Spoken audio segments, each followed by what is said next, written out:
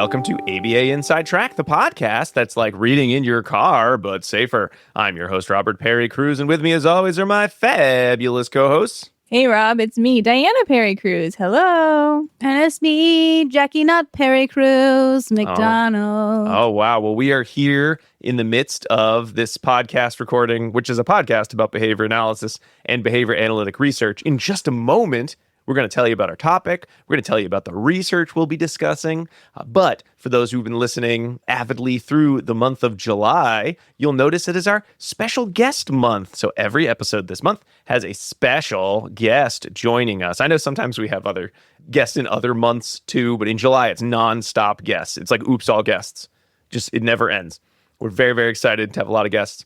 And we were talking about what we wanted to review. And we thought it had been a while since we'd done our kind of special series on collaboration in behavior analysis. And so we're going over, we've talked about collaboration with SLPs. We've talked about collaboration with OTs. And we thought, what would probably make sense, because we've been doing some episodes on working in schools and consultation in schools. It's July, so it's a good time for getting back in touch with, preparing for a new school year in a couple of weeks after the summer vacation. And so we thought, let's do one on collaborating with special education teachers. And I immediately said, well, then I'll be the special guest because I am a BCBA and a special education teacher. And Jackie and Diana said no, because people already have to listen to you talk. They don't want to listen to you answer and ask your own questions. Truth. Very truth. So instead I said, fine, then I will only pick a guest if that guest has pretty much the exact same qualifications for me and has worked in the field for exactly as long as I have. And we were very, very lucky in that there is such a person, and they are joining us tonight, whatever time we're recording this episode. And that is BCBA / special education teacher / preschool teacher, Carolyn Beaumier. Carolyn, thank you so much for being on the show. Hi, Rob. I'm happy to be here. Yes. And Carolyn, one of her bona fides is that she has been working in the field of behavior analysis and education for the exact same amount of time as me, because we were in the very same training class these years ago at the New England Center for Children. So we're very happy to have you on. It's been a long time. However long my career is, it's been that long since you've been on the podcast. That's true. My career in ABA matches my friendship with you. Yay. And so we're very, very happy to have you here to talk about collaborating with special education teachers, because while you are a BCBA, you primarily work as a special education teacher in a preschool, in a separate preschool classroom. But I know you collaborate with a lot of other teachers and special education teachers. So you have a lot of hats that you wear. Yeah. What did you want to do first? Teacher. I always wanted to be a teacher. Oh. Yeah. My parents were teachers. And BCBA was just like a side gig? It was like bonus. Yeah. Okay. Yeah. Excellent. So we're going to be talking about collaboration. Carol is going to be telling us from both sides what it's like to be a BCBA working with teachers, what it's like to be a teacher working with BCBAs, and what we should be doing better. And we already had a little talk before we started recording of I love when they talked about how BCBAs can be such a pain. So we'll be talking about how not to do that as BCBAs collaborating with others. Diana, what are the articles that we are going to be discussing today? Okay, we have 3 articles to discuss today. They include Conceptualizing and Utilizing Board-Certified Behavior Analysts as Related Services Providers in Inclusion-Oriented Schools by Giangreco, Pennington, and Walker, and that was published in Remedial and Special Education in 2023. We know those author. I'm just kidding. I don't think we do. We've heard many of them before and read their work before. Maybe that's it. I only know them through their work. Through their work, yes. Also, Navigating Collaboration, Factors Influencing Special Education Teachers' Relationships with BCBAs in Diverse School Contexts by Squires, Couture-Parega, Morris, Ellsworth Miller, and Hansen. That was in Behavior Analysis and Practice 2024.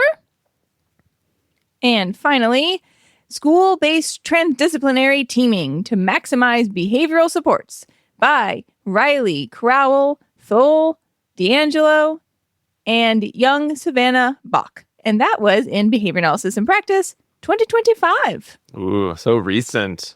So fresh. So for folks who haven't heard some of these collaboration episodes before, really the focus here is BCBAs must work with other providers. There are certainly times when we do not have to. And I think one of the problems with many BCBAs working with other people is we do get very used to being trained and working in really sub-separate ABA settings where we collaborate with nobody. We just do whatever we want all the time. I guess parents and students. I'm joking and being a bit hyperbolic there. But when BCBAs stretch their wings and fly to new locations, they tend to forget that they don't know everything and they need to work with others effectively. But that's not the same as just sort of assuming that whatever other professional is telling you is right and therefore you are wrong as a BCBA, because then you are not adding anything to the collaborative relationship. So this series is really about how do you thread that needle of being helpful, being able to be humble, but also being able to answer questions and provide your knowledge about behavior analysis to, solve whatever kind of situation is going on in that environment. So today we're focusing on working with special education teachers, which is where many BCBAs, when they're not working in, say, clinical settings, typically, a lot of them end up working in schools, doing a lot of different work, either with gen ed teachers or special education teachers. So, Carolyn, as our special education teacher / BCBA guest, why don't you tell us a little bit about yourself and kind of how you came here? It sounds like teacher was number one. You sort of begrudgingly had to become a BCBA as well. No, that's not true. Well, so I knew that I wanted to be a teacher. So I went through classes, which is what we were in together, to become a special education teacher, and then continued on taking classes to get my BCBA. So I do kind of identify as teacher first, but the BCBA aspect of my training, I think, just kind of lends itself so well. But it is really interesting to see how BCBAs work within my school and within the district, because it's a very different job and it's a very different kind of aspect that they're bringing in. So it's kind of interesting from my perspective, knowing that I could do that role, but I prefer to be in the classroom. Mm-hmm. And I do want to say, and I think I've told you this before, but as a teacher, it was always fun because we've been in grad school together. We were in trainings together. We worked directly together for many, many years. You always did a really great job. And one of the reasons I'm really glad you're here to talk on this subject, as to, I knew that if I were telling you something behavior analytically, you probably knew it already. And we're able to sort of think about it from both perspectives. So I thought that was always really a great strength of you professionally, in that you could do both jobs, but sometimes it's nice to not do both jobs for a variety of reasons. Some of it is just being able to compartmentalize a little bit. Some of it probably being just there's not enough time to do all the things that need to happen in a classroom. So if someone else can help you with that, that's great. Hopefully they're helping you in ways that you would like them to help you. We'll talk about maybe that not always being the case sometimes. Not with me, of course, but like other people that aren't me. No, I still miss working with you, Rob. Well, here we are together. We're working together behind the microphones. That'll be fun. So one of the things that I think comes up a lot when we talk about BCBAs working in settings, the Giangreco article gets at this a little bit, is sort of that idea of scope of competence in education. So for you, I imagine that was relatively easy in that you have a master's degree in severe special education, same as me. Then you became a BCBA. So you kind of understood how schools worked from the training perspective as well as from, your own kind of work and doing your practicum. But that's not going to be an option for every special education teacher. Sort of, have you seen other BCBAs, or when you're working with, I know you've done some supervision with BCBAs in the past, folks who want to work in schools, like, do you find that scope of competence is something that it really is a matter of you either went to grad school and you know what you're talking about or you don't? Are there other ways that, BCBAs can learn more about being in schools? Well, I think one of the things that is important for BCBAs when they're working in schools is to really understand what the culture of the school is and kind of the setup of the school, which they do talk about in the articles.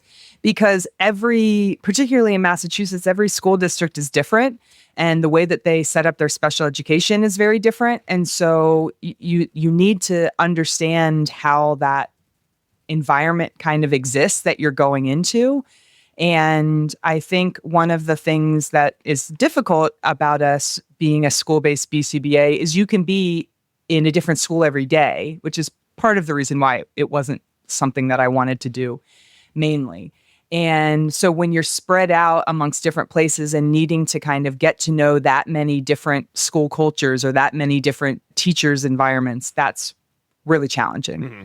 And I did like some of the things that were laid out in the articles that kind of addresses how BCBAs can be more effective despite the many locations they might be in. Mm-hmm. I can't remember which article it was now, but I know one of them mentioned another article. It might have been the Marks, but really talked about 6 websites that BCBAs should look at for education.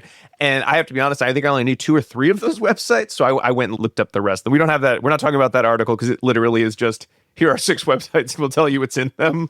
But no, it had other content too. Was that not the Riley one? No, there wasn't. They mentioned an article. Oh, that we're not sorry. talking about. That literally is, here's 6 websites for BCBAs. It's like What Works Clearinghouse is one. I knew that one. I think Iris was another one they mentioned. that one. Oh, okay. Well, the Riley et al. Article does also have a list in there. It has good articles to review, websites to look at, and assessments, school assessments too. I thought it was a great table. Oh. And like I know we love have a sturdy table. Yeah. Yeah. It's a good table. It's a tri-legged table. Yeah. So I think there's like two parts. It seems to at least to me. And then Carolyn, I'd love to hear your thoughts. Some of it is as a BCBA, you do need to know less Diana's. This is the special educator episode. I know. Jackie and I are just sitting pretty over there, here. You know, don't butt in on our conversation. But we've got invited our here. knowledge of Get out of here. SPED law. So understanding how special education works. And I think Giangreco, we can talk more about that, sort of really goes into some of those great details. But then there's also, like you said, understanding the school you're in. Like if you're just like, I know all about IDEA, I know the letter of the law, you're missing out on some of those components. Like how would you describe, if a BCBA came into your classroom, like what would you describe as like the culture they would need to be aware of? Well, I think when you're going... Yours would be the boss. You're like, I'm the boss. Yeah, I do just have kidding. a placard on my desk that says killing it. So I think one of the things when you go into a school or a classroom is understanding how the services are provided and how support is provided. So is it very dense with one-to-one paraprofessionals? Is a lot of support provided in the general education setting? Is a lot of pullout happening? And so navigating kind of what already exists, I think is really important because you do need to tailor your suggestions to what is going to work and what is kind of within the realm of the school district, that the things that they're already kind of providing. Mm-hmm. And so I think it's important to kind of know what exists and then also figure out how you're going to work with those providers. I too think one of the articles was really interesting when it was talking about BCBAs coming in and being the expert. Mm-hmm. And there definitely is that kind of tension sometimes, especially if you get into a kind of revolving door of new BCBAs all the time. Mm-hmm. So just kind of to do a little table setting. This isn't really an article one. This is more just a practice question. Do you have some good memories of like BCBAs who came in and something about it clicked, like it worked really well? And then flip side, love to hear, do you have any stories of they came in and here's what they should not have done and they did it anyway? I was going to say, is this the part where I talk about where you were my BCBA and you don't have all to talk about me at all, doing all the right things. It's totally fine. That's amazing. And you're like, I can imagine though, being a BCBA, maybe they don't know you're a BCBA and they come in thinking they know everything. That might be a little annoying. I haven't experienced that necessarily, but I also I've been working in my classroom in my district long enough that I'm kind of the veteran at this point. And you're only 20. Yeah, I'm so youthful. So one of the things that I really enjoy working with BCBAs that I feel are adding a lot to my classroom is when they come in with ideas and come in with new things to try, because there's a lot of common problems, the common problem of, prompt dependence or, I can't get them to receptively identify vocabulary and, it's similar difficulties that we're having. And so when a BCBA comes in with a new idea or something to try, I remember it happened to be you. You had this article that had this great idea of putting in, tokens into a cup as token reinforcement. And then if there was an error that you might, remove them. And with this particular child, we tried it and it worked. And it was this really kind of aha moment of trying something different and exciting. And that's really what I love about working in the classroom, is that you're privy to those aha moments. And so when you're able to work with a BCBA that gives you new ideas to try, it's exciting. It's fun. So that's something that worked. That was a collaborative and effective experience. I think in my experience, things that weren't as successful is just sort of complacency, which can be anybody. But if you have a BCBA that just kind of goes through the motions, they're completing hours, but you don't really feel like you're getting much out of it, that's tough. And, I don't necessarily blame anyone for that. That every kind of person and professional goes through burnout or whatever. But when you're looking to get something out of that professional relationship and you're not, then it's just a bit frustrating. That's a really good point, Carolyn, because a lot of the content that we read about, or certainly in these articles, really, I think, captures, the positives a little bit more than, say, the negative you brought up, of a sense of, I think most people, when they talk about how are BCBAs failing educators, it's, well, they're coming in, they know better than the teacher, they're arrogant, and everyone wants them to leave as soon as possible. But they don't always talk about that reality of, like either burnout or it's like, oh, it's the same problem again. I don't want to come up with a good solution, or not I don't want to, but for whatever reason, I'm just not coming up with the solution or the information you're looking for. But that sense of complacency, or that sense of I have to be here and here's what I'm going to offer you. And is it stock solution versus an individualized solution? I think it was the Squires article, but one of them mentioned that it was like a quote from one of the teachers that was saying, the BCBA came in with the same 3 suggestions. It was the same thing. Did you try this again? And that anybody can get stuck in a rut. Yeah. Did you try a token economy? Yeah. I mean, Yeah. The quotes in that article were like rough. Yeah. They were raw. That's good. We should. I think we should have to read quotes like that from folks when they're talking about the work we're doing, because we don't get better if we don't have to, if you can't sit and listen to it in the context of an article.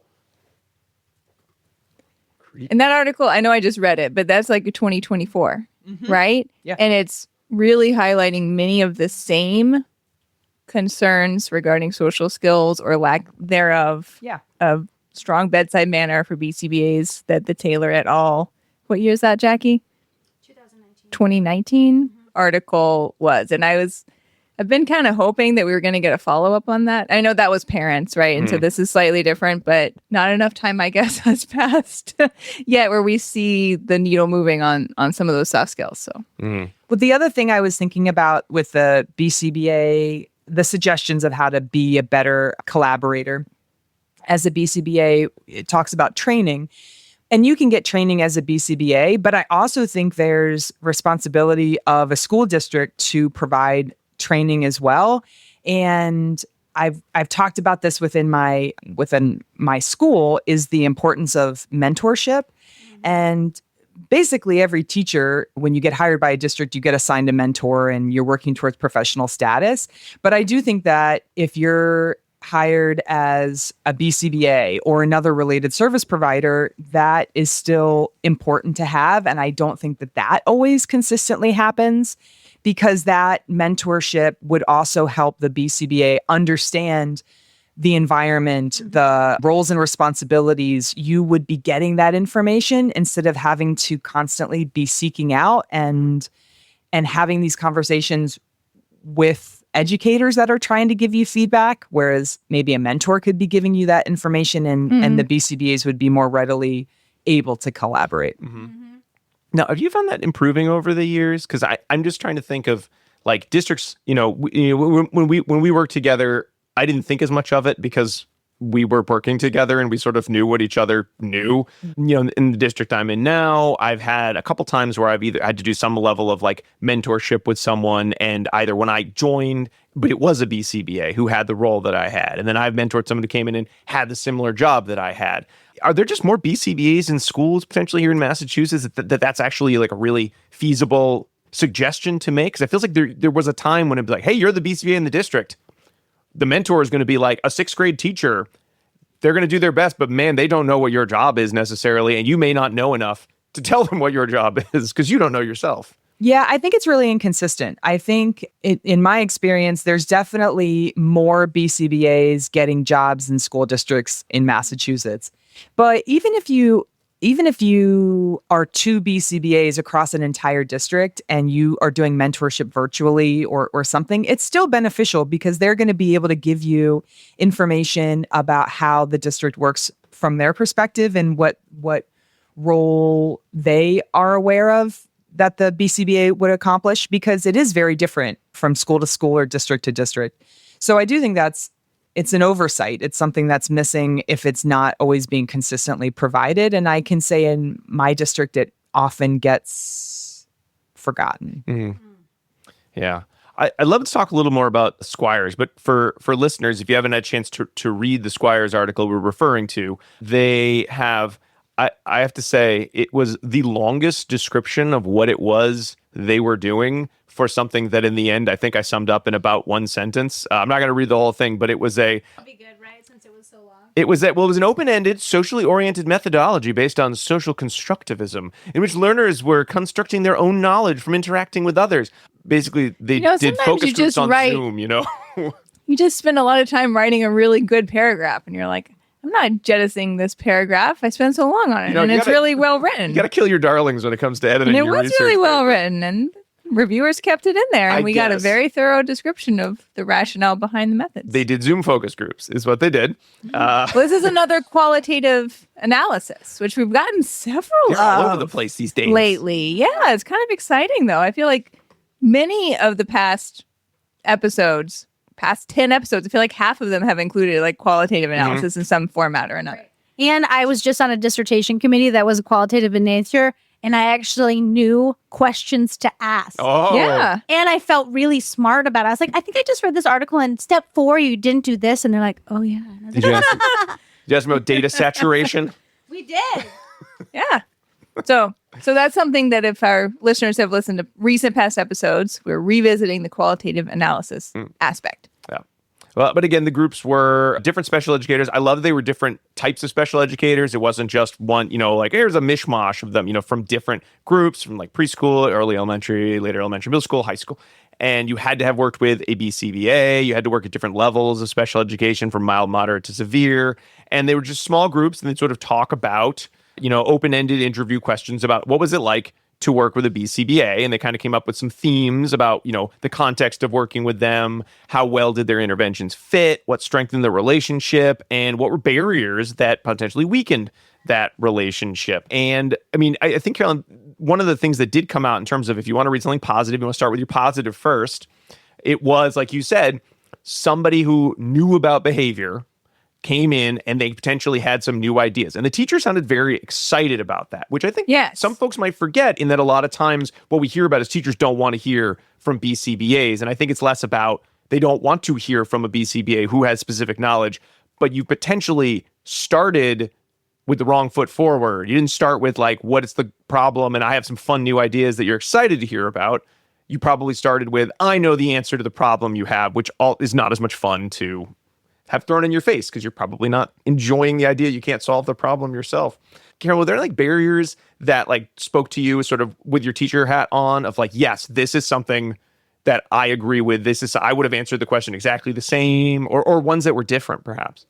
Well, some of the things that resonated with me was if particularly if it's a BCBA who's not always in the school. So if they're in multiple schools, which happens, that they're not going to always be available to see the problem. So they're going to have to rely on reporting of what's happening, what the issues are, maybe what might be leading up to it.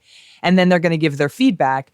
But if the feedback isn't realistic, if the feedback isn't something that maybe the teacher has buy-in on or feels comfortable implementing, or if it would really require additional adult support, but the paraprofessional staff maybe doesn't have training or doesn't have responsibilities where they need to do XYZ, those are considerable challenges. And when you're coming in as a BCBA and you maybe don't know all of those, your recommendation, you want to offer help. So it's well intentioned and you want to give ideas, but if it's not something that's going to be actually feasible, then it ends up just being more frustrating. Mm-hmm. I know another thing that had jumped out at me was just the idea of teachers being uncomfortable asking for help, which I know is something that I've seen a lot in my own career of teachers. Just they're frustrated they can't solve a problem themselves. And I think there's been more efforts to set up better collaborative systems over the past, maybe 10 years or so. So I do think teachers are starting to understand they just can't do it all, especially teachers who've been doing this a long time. There was a sense of either the students who needed the most help might have been in a sub-separate classroom, so the teachers didn't have to know how to work and support those students. But I think more teachers are just getting comfortable just naturally with the idea of, I don't know how to do all the things that every student needs in the environment. I think post-COVID, especially too, just how many needs there are. But I know that's always, it seems like a barrier. And I think there's nothing worse than coming into someone who maybe is feeling just like they're coming at it from a low point of, I need help with this. So I think we should also just caveat that this is probably specific to Massachusetts and other states that have the level of BCBA support in the public schools as we do here, because a lot of states, would be completely foreign to the BCBAs who are working really outside of the public school setting. The two aren't married in the way that they are up here. But in Massachusetts, we have a lot of opportunity to have BCBAs support in the school systems and be employed by the school systems for those purposes. So that's pretty unique, I think. I believe it was in the Squires article too, where one of the quotes was like so diplomatically stated, which was, the BCBA just does a wonderful job of championing the individual, right? But they don't necessarily have the perspective needed to know how to support someone within an entire classroom. Mm-hmm. And the suggestions can be really unfeasible, like you said, Carolyn. So that just really stood out to me. I was like, what a nice way to say that you don't know what you're talking about. Yeah. Well, here's a quote I we wrote do down. Know what we talk about, but it's only from the background that we have, which is absolutely individualized approach. Sorry, Rob. Go. Oh, no. This quote, the BCBA is like, we have all the answers for you, poor uninformed plebes. They are just a person who has a different skill set than me. The BCBA is not Superman. Yeah. Was a common theme, and those were direct quotes from that article. Well, the other thing that, actually, it's a different article. I don't want to jump around. You can jump around. Yeah, if you have something from another article, go for it. Okay, well, so it was the article, I think it was Giangreco, where it talked about BCBAs as related service providers, because I think the role that a BCBA plays is it's helpful when it's clear to the people that work in the school, because a lot of times the BCBAs are coming in and they're seen as administrative. So if they give a suggestion, it feels like a must do and maybe not just a helpful suggestion. Yeah. And I also think that when that feels like a hierarchy, the person that's giving you suggestions, it doesn't feel as collaborative. So it never occurred to me to see a BCBA as a related service provider, like an occupational therapist or a speech language pathologist. And it just sort of like, I don't know, turned a light bulb on of like, oh yes, they can be another member of the team providing other perspectives on what might be helpful, as opposed to what it often seems as a BCBA is coming in as a pseudo administrator and giving their dictate. Yeah.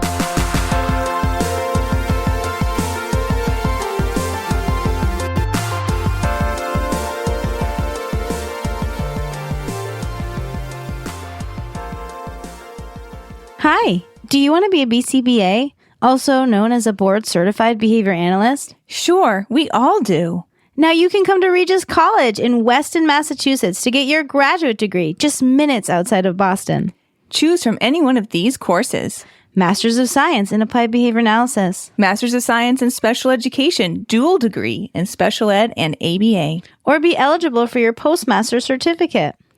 You can complete your degree and be ready to sit for the exam in 2 years. And our 2022 graduates had a 92% pass rate on the BACB exam. Come enjoy approved fieldwork placements, ethics mini handbooks, PhD levels professors, small class sizes, and a service trip to Iceland if interested. And don't forget, our program is accredited by the Association of Behavior Analysis International, or ABAI, as a Tier 1 master's degree program. Don't delay. Supplies are limited. Learn more at regiscollege.edu. Again, that's www.regiscollege.edu. regiscollege.edu. One more time, www.regiscollege.edu. See you there. Bye.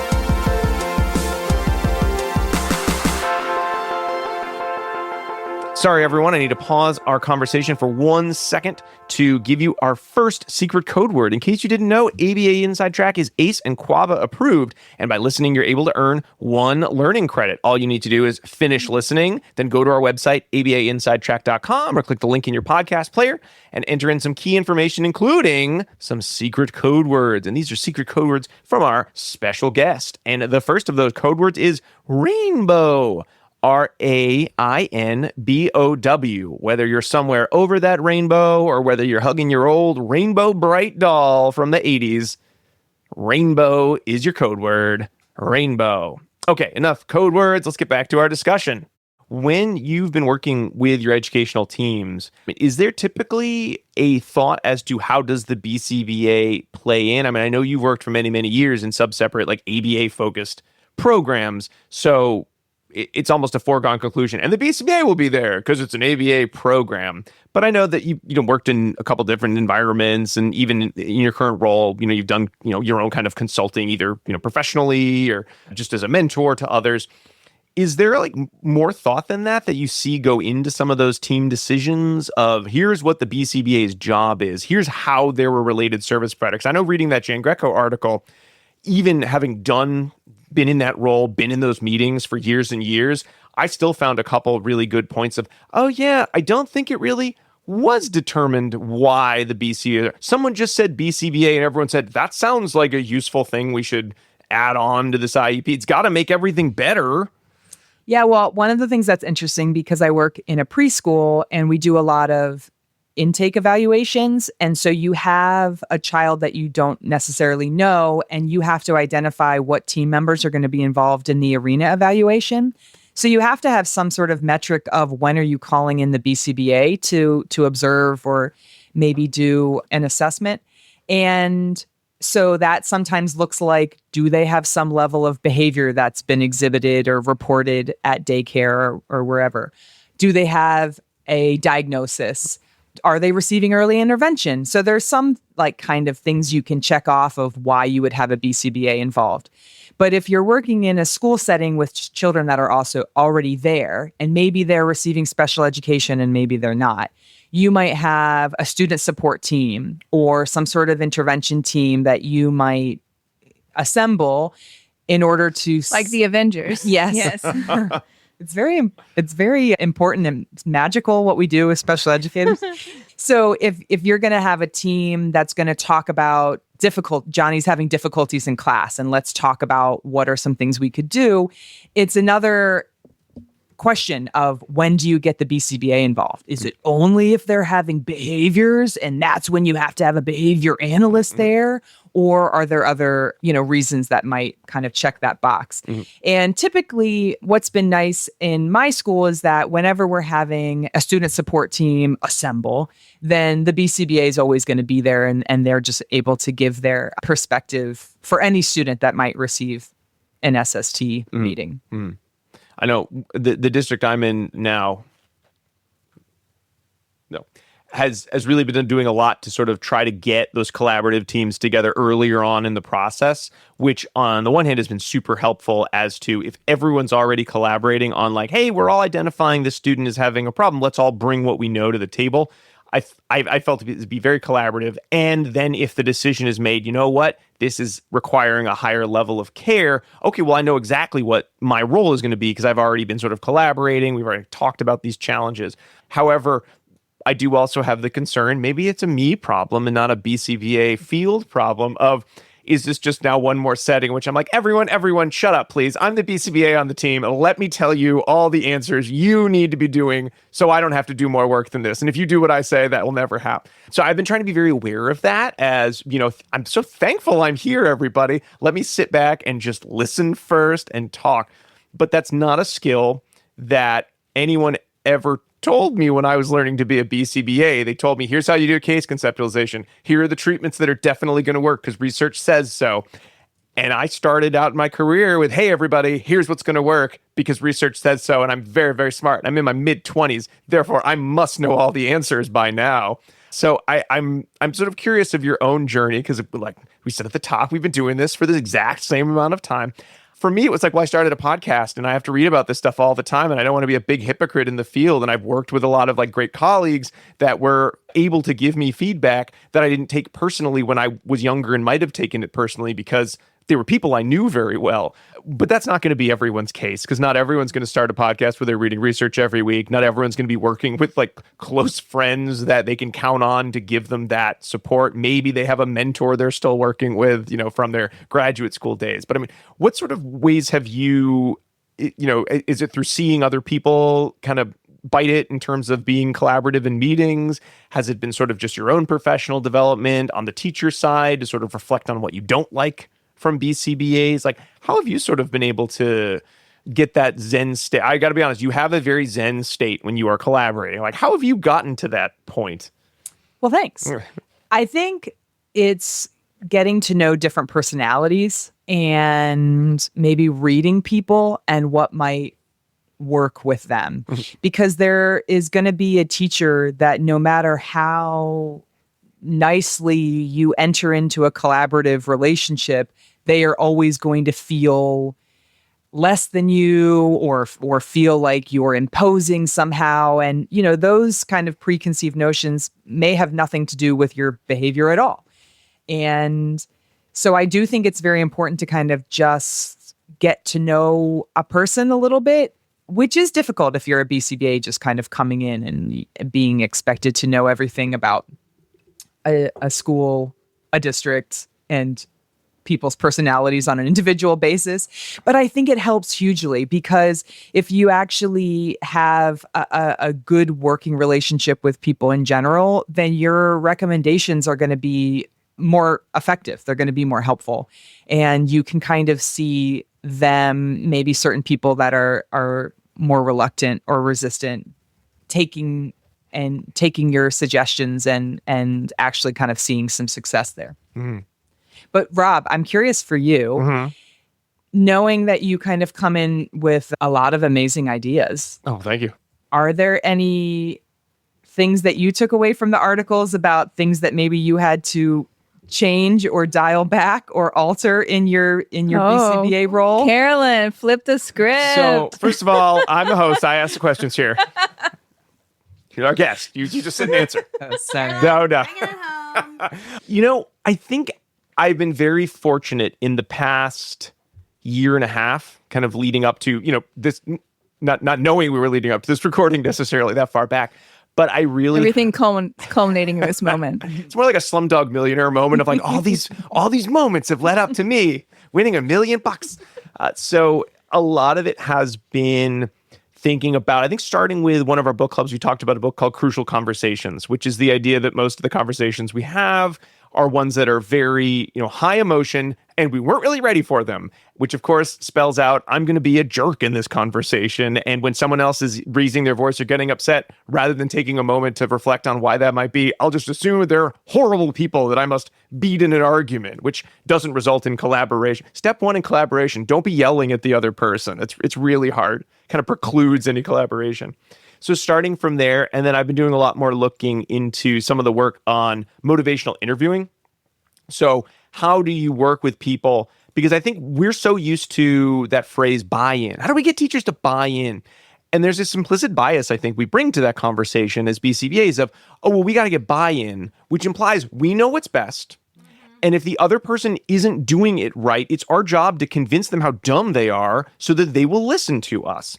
And I know I think almost every one of us would say, of course, that's not what I'm doing when I'm trying to get buy-in. No, that's exactly But if you really think about it, that's what you are doing. Exactly. Yep. That's why Also, you shouldn't use There's buy-in. a great article. I may have used the word buy-in earlier in this. But you That's didn't mean okay. it in that way. That's okay. There's a great article by Miller and Elia Rosales in 2024, I believe, that reviews this in detail. So, and you know what? I'll be honest. It probably was from Rosales that I got that concept. That's just me. You know, it's like I said, it's all coming together. So that idea, it's less about I need to convince everyone that I am right and my answer is right, and more about like what you were talking about when we read about in the articles, specifically the Squire's article and their focus groups, on that idea of I need to figure out what the problem is. I need to make sure that the individuals I'm working with are in a point where they are ready to hear potential solutions to the problem. And then it's not me telling them, here's what I know and here's what you're going to do. It's me understanding what they'd like to learn about and then sharing what I have, which, to be honest, is what I prefer to do anyway. I'm excited about the science of human behavior. I want everyone to be excited about it. But you're probably not excited about learning something new when you're in the middle of a crisis. You know, a student has been, destroying a classroom or biting their friends for the past month. They probably don't want me to come in and be like, I'm so excited to tell you about differential reinforcement. Like, get the hell out of my room, dude. I'm very busy. Wait, would you consider yourself a BCBA over a spec teacher? In my current role, yes, I am But 100%. in your life? I have really... Caroline's she's got the sped shirt on with the Yep. BCBA pin. She's wearing the hat. Oh, the hat. Oh, no, I'm sorry. The hat is a special educator hat. Yeah, I'm seeing it special now. educator hat. It says it right on the front. And So then there's a these are- tiny pin with the BCBA. But so are you a BCBA pin or are you BCBA hat? I'm probably BCBA hat I see that. more often. However, I have also tried to, go back to my roots as a special education teacher a lot more in the past year or two, because I think when you think about what it's like to be a teacher, you behavior analyze a lot differently than when you just come in as someone who's like, I know about the science of behavior. I know what the research says on this. Here are the best classroom management procedures. Like you said, Carolyn, there's a context that if you are not thinking of, you are coming up How tired with... those teachers are.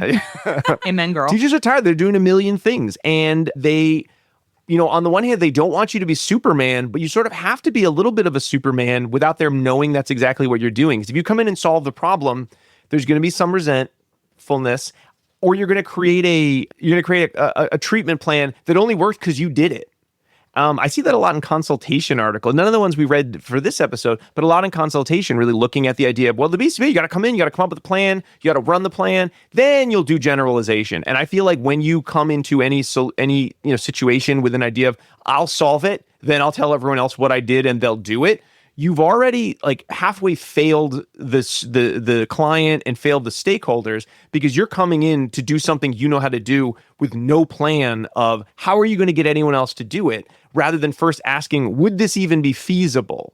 Because it's great if you can come up with some sort of continuous reinforcement plan to decrease, challenging behavior, or do like a skills-based training program. But if no one's going to implement that the second you're gone, you're wasting everyone's time. It's true. One of the articles talked about how important it is to empower the people that are in the room so that the change can take place regardless of whether the BCBA is there or not. And that's really important. There was a quote, I can't remember which one, but it was basically like, well, can't the BCBA just do it? Like you just come in and you do it. You fix it. You're like, that's your job.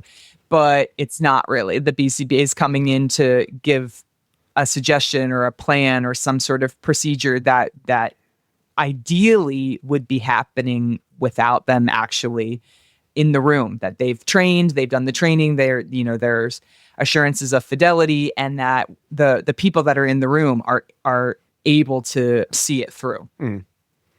One thing I want to go back a little bit to Giangreco. We were talking about related service and necessity.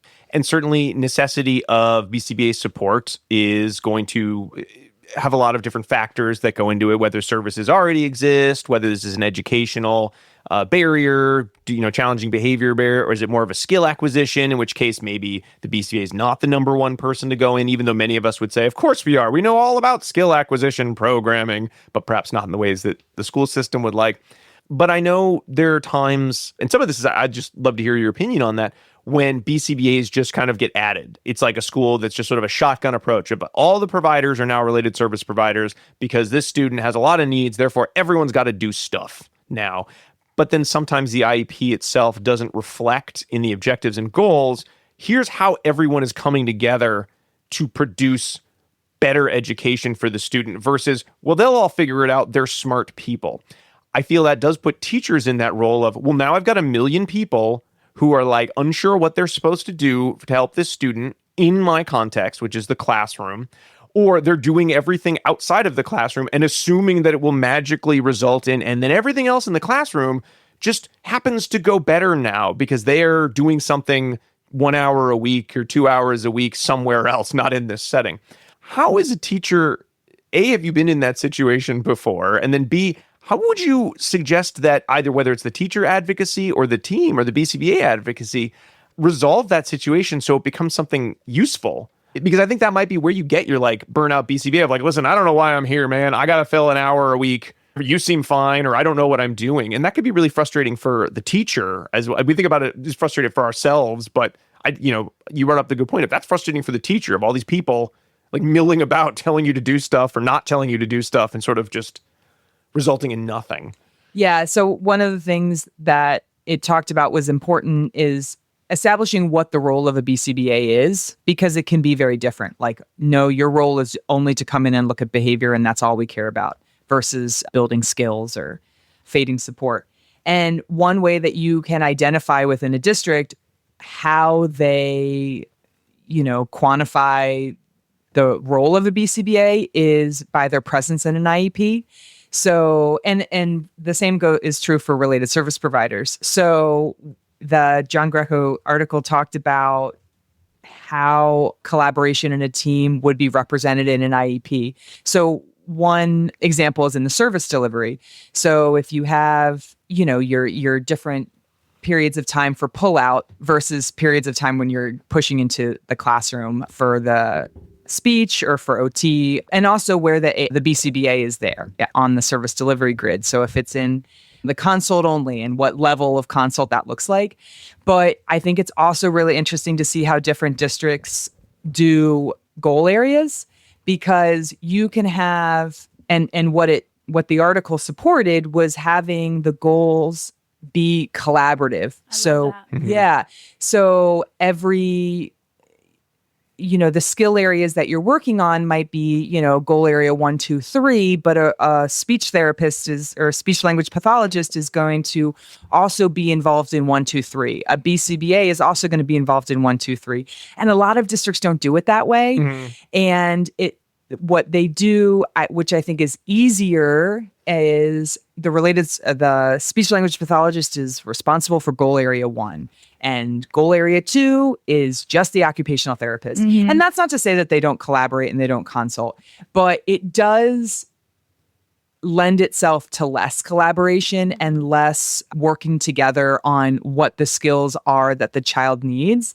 And I think particularly where does the BCBA become involved? Oh, the BCBA is only consulting on goal area 3, which happens to include a behavior reduction objective or something like that. Yep.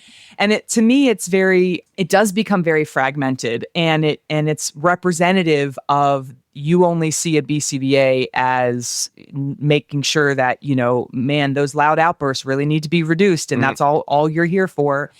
And it's a little bit frustrating as the special education teacher, because you're the case manager. You're really responsible kind of for all of it. Not necessarily responsible, but you're managing all of it. You're touching all of it. Exactly. Yeah. Oversight role that you kind of end up serving. Yeah. And so I do think that school districts kind of go the way of having it be more segmented because it's maybe easier that way.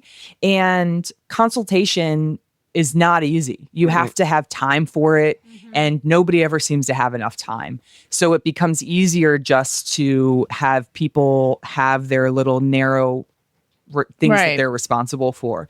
But I think it is at the expense of maybe a more cohesive and effective support plan and program for the child. And so, that's it's just interesting seeing it reflected in black and white in an IEP. Yeah. That Giangreco article is really good. I feel like it had like the overview of, so you're a school BCBA. right? It's like if you suddenly find yourself in this role and you don't perhaps have the background for it. I woke up today and I was a school BCBA. This is a great article. It could be another Freaky Friday situation like we've discussed before, but it could also just be that that's the job that you got and you don't maybe have that much background in it. It is a great article to help you answer some of the questions about the structure and the varying roles that are present in a school setting that perhaps you didn't know you needed to ask. So Yeah, and I got this article and I was reading it and I immediately wanted to share it with my BCBA, not as like you really need to read this, girl, but because she happens to be relatively new to our district. She's worked in our district just for 1 year, and it's been a wonderful working relationship this year. For me, Hope she's listening. I know. It's been great working with her, but knowing that she is new to the district, we've talked about some of the difficulties of her not knowing how it works in our school or our district. So I thought I wanted to kind of slide it on her desk and talk about it later. Right. Can I ask a question? I have one too. I guess. We're just, we're sharing all the different hats. I mean, I let Carolyn do it because she's our special guest. I don't want to be rude. I mean, I guess everyone can ask questions now. No, I won't. I'm going to save my please question for dissemination station okay. unless we're rolling in. No, I don't think we're quite rolling in Okay. yet. We're getting there, though. Okay. I have a question because it's directly related to what she said. Does it bother you when specialty services pull into your classroom or push in? Not at all. But I'm saying that because I am a teacher of a substantially separate classroom. Oh, okay. So if they're pushing in, they're not really because they're pushing into another kind of separate setting. That makes sense. But one thing that they've struggled with is sometimes you'll have these kind of overarching movements or suggestions coming down from central office. That's what Exactly. Where they're like, you need to do all of your supports in the classroom because that is the best place to do it. And they're like, yes, except we're working on articulation and that is not the best place to work on rapid fire, drilling of sounds and mouth, manipulation. So I think it's difficult when you are dealing with ideas that are coming down as like a general guideline and that not always being what you find the most helpful. So you mentioned the idea of the collaboration, like finding the time being such a huge barrier. And I know the Riley article, we haven't talked too much about that article, sort of looked at it's a bunch of E's, that you can do. Not E's in the sense of easy, but E in the sense of all of the suggestions start with the letter E. No, yeah. It's extend. Yeah, it's extend, establish, Heinrich. That's what I thought it said, but it's enrich. Also known as enrich. Expand, exchange. And we've hit upon a couple of these. So certainly these are sort of the ideas to build on that collaboration. But certainly the idea of the expansion, you mentioned kind of from the Giangreco, the idea of we need to make goals that everyone has decided we're all going to work on these, because you can't make transdisciplinary goals if everyone says, I have a goal I want to work on, I'll go do it over here. By definition, you are no longer a transdisciplinary collaborator. You're not even a collaborator at that point. You're somebody doing stuff. I don't even know if you consider yourself a service provider quite the same. I guess you could, but I would not consider you a very effective service provider. Exchange, we're talking a lot about exchange, giving feedback and working with other professionals as a part of that. But I think one of the challenges that I know jumped out at me was really the kind of the creating team expectations. And the ones they list in the article, I found, talking about, hey, let me talk about my ethics. Hey, let's not use jargon. There was something, I don't think it was meant by the authors to take this tone, but it almost felt like a tone of like, everyone, let's sit down. I'm the BCBA. I'm going to tell us how we're going to be collaborative by explaining things that I've read in my articles about how BCBAs aren't collaborative. I'm going to model that for you, and then you'll do the same. There almost seemed to be a sense of, by collaborating this way, is the BCBA not being humble? They're sort of bragging, but they're turning their weakness of I'm not good at collaborating almost into something they're now bragging about how bad they are at it. And they're going to tell everyone how they're supposed to do it better. I did not get that feeling. Okay. I didn't get that There was feeling. something about like, I'm going to share my ethics code with everybody. I'm feeling it. I'm overly sensitive to it. Okay, so perhaps that is not a real problem. But if you are going to take some of these recommendations, make sure you do it in the context of, hey, everybody, I'd love for us to do this, or wouldn't it be great if we did this, or are you interested in doing this together, rather than lecturing? I'll go first. Let me explain about myself as a BCBA. Probably don't do that. Well, I don't think I've been at a collaborative meeting where we've all gone around and shared our code of ethics. But a slumber party, yes. Yeah, I mean, maybe just BCBAs do that. But one thing that it talked about and I highlighted it, is positive first encounters foster candid conversations and willing collaboration, positively impacting outcomes.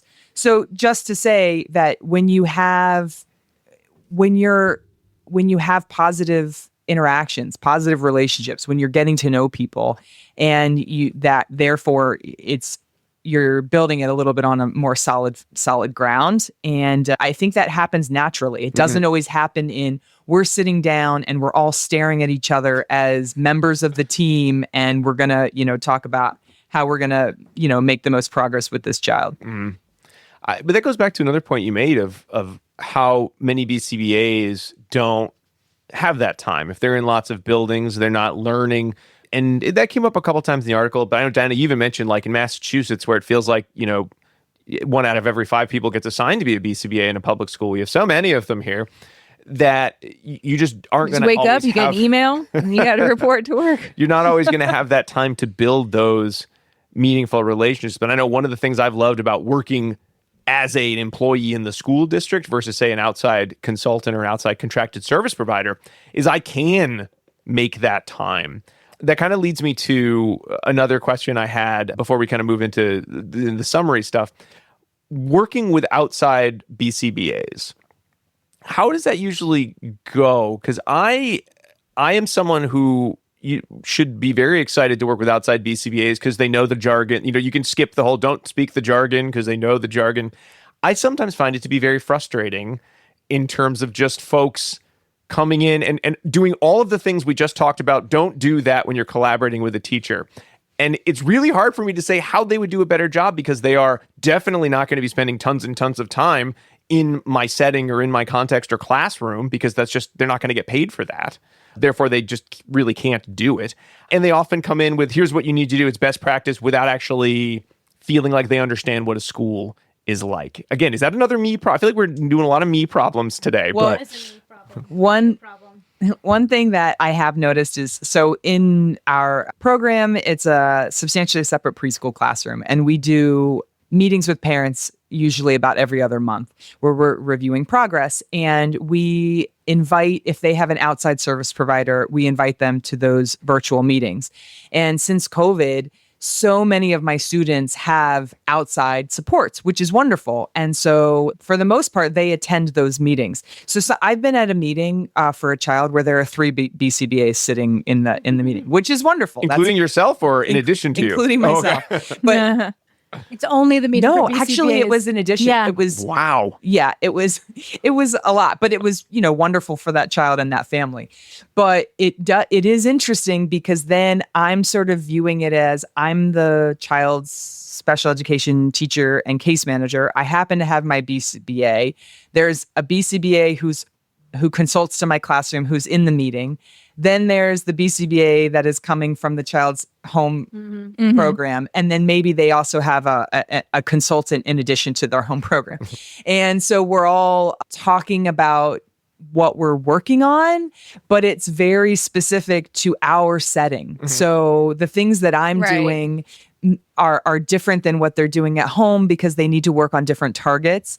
And so it's just been interesting to see, we all have the same training, but sometimes it's still a little funky. Yeah. I mean, it hasn't been bad. It's just been interesting to see, because you can even sit around with a bunch of BCBAs and be like, "Well, you did it that way." Oh, wow. Yeah. Totally. Yeah. I've been there. Yeah. And I think most of my experiences are like yours in that maybe we're talking about different targets based on setting, and everyone's just sort of, in some cases, those feel like we're just sharing. We were kind of sharing updates, but definitely had ones where it feels like people are trying to consult to me, but I didn't ask them to consult to me, and they're giving me suggestions. Vice versa. Yeah. Oh, well, I'm sure it's been vice versa. I'd like to say it's never been, but I'm sure it has been. And really that idea of, I think there's that challenge for BCBAs when we talk about collaboration. I think we focused a lot on collaboration. You are in a school. Your goal is to work in a school. You have some amount of training. You have a level of competence. But I do think there are a lot of BCBAs out there who are consulting not necessarily to schools, or consulting to a family, or they've been hired to do home ABA, and they rightly would like to be seen as a member of the child's team because they are by the school system. However, it sometimes seems that folks can forget that's not necessarily their level of competence. So a lot of, I think, what we're talking about today is for folks who have already sort of gotten over that barrier of, I have competence to work in a school. If you've only ever worked in a sub-separate ABA program, probably don't give a lot of recommendations to a teacher unless they are asking for them, I would think. Like, if I'm thinking of just my time when I was still teaching a class, if someone came in and they're like, I've never been in a school before, but I'm a BCBA and here's what I know. Certainly as a special education BCBA, I would be really unhappy about that conversation. Well, and sometimes you're just trying to figure out how many cooks you need in the kitchen, because when we were sitting in this meeting, there was 4 BCBAs all commenting on the best way to work on toilet training and pooping in a toilet. So It's one of my favorite activities. yeah, I mean, it was helpful, but there was a lot of I don't want to say opinions, but there were a lot of suggestions. And so I was wondering from the parents' perspective, is this helpful, or is this perhaps too many ideas that are being thrown out? Right. And it's easy to slip into jargon as well when it's a bunch of professionals talking together, and that could be alienating for the family too. Yeah. Well, I think we've talked about a lot of different areas of collaboration. So let's move into dissemination station. And we're going to sum it all up. We talked about a couple different areas. I think certainly the Squires article, if you work in schools as a BCBA, you owe it to yourself to read those comments, because some of them are going to possibly, your first instinct is going to go, that's wrong. I've never done that before. But you don't want to treat people like a bunch of plebes. Exactly. We talked about, transdisciplinary collaboration. But Carolyn, I would say if you had to give maybe 2 pieces of advice as someone who's been doing special education for many, many years, you've been a BCBA for many, many years, but as a BCBA working, whether it's specifically with you in your context or general things that you found to be good rules of thumb, what would be the ones that I think would be you would find the most helpful for, say, a new BCBA, someone who's just coming into the school system? I think the Giangreco article really spoke to me because it put a lot of emphasis on understanding the dynamics of the system that you're trying to help. And so the more you know about it, and whether you have to ask questions or just observe or dig in a little deeper, the more your suggestions are actually going to be helpful and feasible. So I feel like that was my number one. Would you have different advice for someone who's maybe been in the field for a while, who maybe, they understand how schools are working, but maybe they want to up their just general collaboration game? Well, I think it's really helpful for any working professional to have some self-reflection on, what is working, what isn't. And I think if you have maybe some examples from your own career of what didn't really work that well, and what role you might have played in that. And, are you not building enough bridges so that people are wanting to work with you and take your suggestions? Or are you not looking at the supports that are existing to see if they'll really be helpful? I also think, going back to my comment about complacency, is that if you come in with the same suggestions all the time, then you're kind of giving the impression that it's just them that's the problem.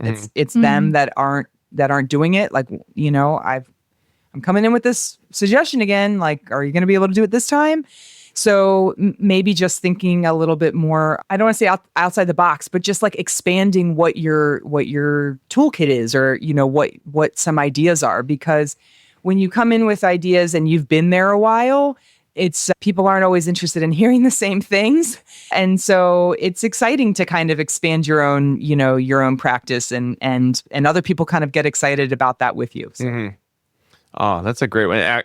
I'm gonna reflect on that suggestion. I know there are a couple classroom-wide plans a lot. I do a lot of classroom-wide consulting. There's a couple that I just love. I just always want to like, you don't have that? Well, you should, because it's the best one, and research says, and I've done it, and it's a million times, and the kids love it. It's great.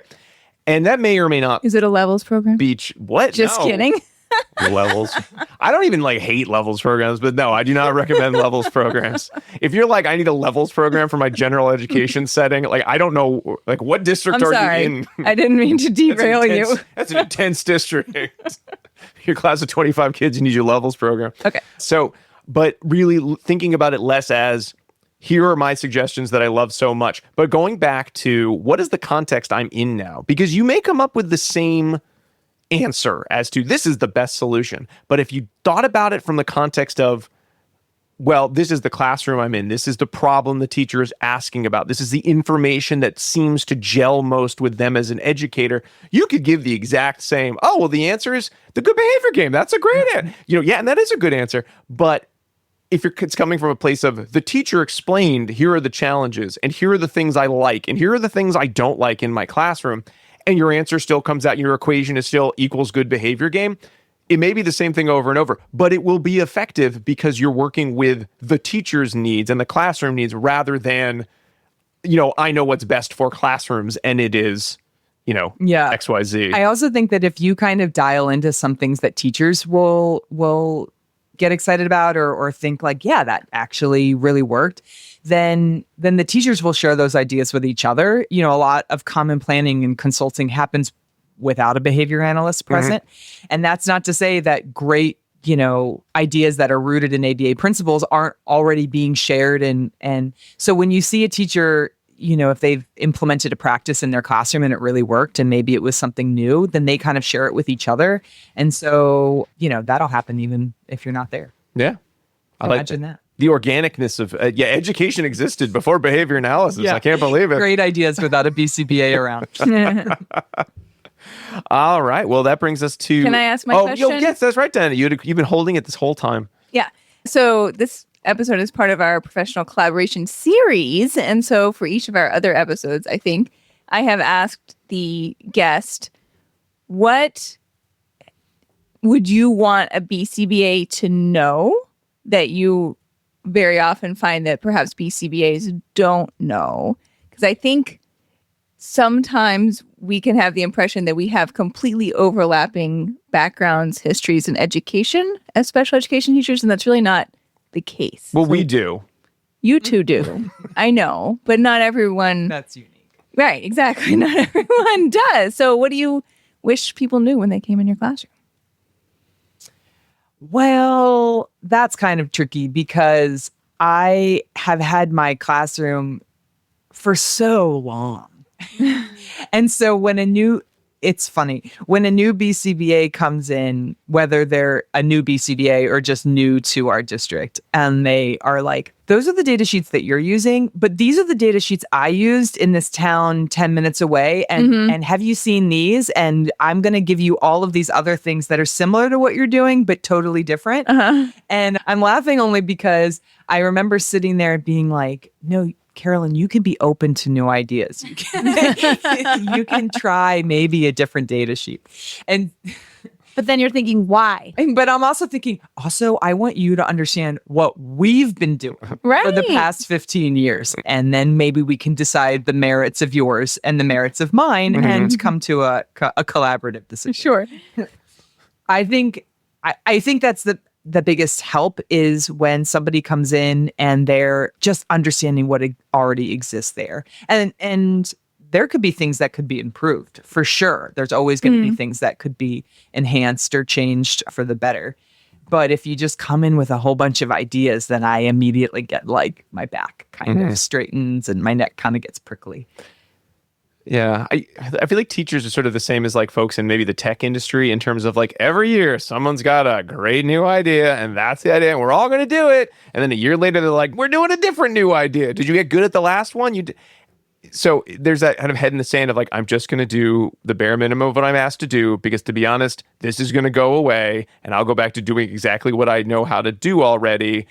How can I do this with a minimum amount of jadedness, but also the reality of I don't have unlimited time to learn a new thing that may or may not still be here in another year. But it's not just me. It's the paraprofessionals and the support staff that work in the classroom, because whatever data sheet or whatever system we use, by and large, they're the ones that are using it every single day. Yeah. And so you want, even if it's like a spreadsheet, sometimes you have people working in your classroom that hate spreadsheets. They hate typing. Ridiculous. Yeah. And of course I'm in an old school classroom that uses paper and pencil, which is hilarious because plenty of people only use iPads and they don't even sum their data because the software does it for them. So I think it's a lost art when you're just like, I put it in a computer and it tells me what to do. I'm like, well, I don't trust you, computer. Exactly. I don't want And that AI should be part telling of me the what BCBA's programs. job. Yeah. Is analyzing the data and making decisions based on the data. Yeah, but the data being collected is often done by, the I know. support staff there. So you want them, you just don't want whiplash of a Right. new data sheet or a new system. And Yeah, it needs to work for everyone. Yes. Yeah, and so kind of just taking a temperature of what's going on and how's it working for everybody, and are you interested in maybe some new ideas, and kind of just going in the shallow end of the water. Well, very well said. So everybody out there, if you're collaborating with a special education teacher, you've got some good action steps, whether you're new to the job or you're an old hand, but maybe there's some more to learn. Just jump in the deep end. No, That's great. That's chaos. it's too cold. Well, actually, maybe it's a good idea if it's cold. What's freezing? Everybody got wet on the side. They didn't want it. This metaphor is getting away from Yep. us. And then your Summer special metaphor. education hat just popped right off. I know, and then you need to put on your IEP towel and your collaboration bathing cap. All right, well, let's move on to the last section of the show, pairings. Diana, take it away. Oh my goodness. I was not expecting this.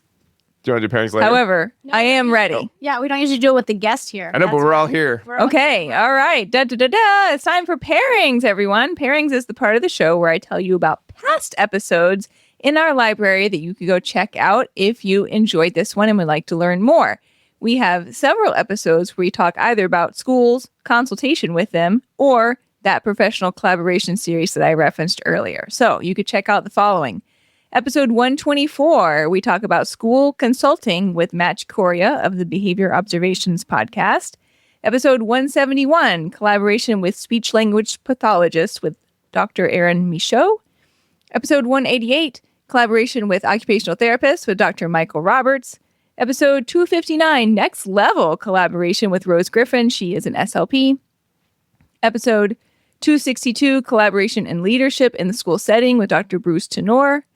Episode 277, consultation and behavior analysis. And finally, episode 302, the ethics of collaboration. I also like to recommend a snack to go with these episodes. The snack today is giant plate of cookies. Because Carolyn brought a giant plate of cookies I already when ate she one. came here It's true. today. And Modeling the behavior you want to start your consultation that's relationship right. with. Exactly. Full-on platter of cookies. Exactly. Yes. So Eat these cookies while you tell me about what's going on so I, as a BCBA, can help you. We're learning about each other. you guys nailed it. All right. That's pairings. Please enjoy. All right. Thanks, Diana. And once again, thank you so much to Carolyn Beaumier for joining us today. It was a real treat to get you on the show and just hang and reminisce about the old days a little bit. Yeah. For all of you out there, we really hope you enjoyed ABA Inside Track. We'd appreciate it if you subscribed on Apple Podcasts or wherever you like to get your podcasts. You can also find us online at abainsidetrack.com, where you can find links to all the articles we discussed, as well as to purchase CEs. And if you want to purchase CEs, don't forget your secret code words. And these are code words that Carolyn came up with. And our second code word is elementary, ELEMENTARY. Whether you're working in an elementary school or, yeah, you see, like you want. I say elementary because there's an A in it. Oh, Elementary. Okay. Elementary school. well, you'll spell it right if you say an elementary school, or you could be like, I'm Sherlock Holmes, elementary, dear Watson. Is that what he sounded like? Yeah, that's exactly what he Oh sounds my like. goodness. You didn't know? Oh yeah, watch the movie. Elementary is our last secret code word. If you have not done so, we'd really appreciate it if you left us a review on wherever you listen to podcasts. You can also support us by joining us on Patreon at patreon.com/ABA Inside Track, where you can get all of our episodes a week ahead of time. When you subscribe, you can also get access to all of our polls, as well as free CEs for our listener choice monthly episodes voted on by you, the listener. And also at the $10 and up level, you can get access to our book club episodes as soon as they get out in 2 CEs for free for listening. We've just finished our poll, so by this time you'll be able to know what our next book is. But the last book we did was The Body Keeps the Score? It was The Body Keeps the Score on trauma care. We had a lot to say about that book. We broke Rob there for a second. I've been looking at a lot of book club polls, and I forgot what we actually just did. It was The Body Keeps the Score. So if you want to get that right now, go to patreon.com/ABA Inside Track. And some final thanks, in addition to thanks to Carolyn, big thanks to Dr. Jim Carr for recording our intro, outro music, Kyle Sturry for recording our interstitial music, and Dan Thabit of the Podcast Doctors for his amazing editing work. We'll be back next week with another fun-filled episode, but until then, keep responding. Bye! Bye! Bye.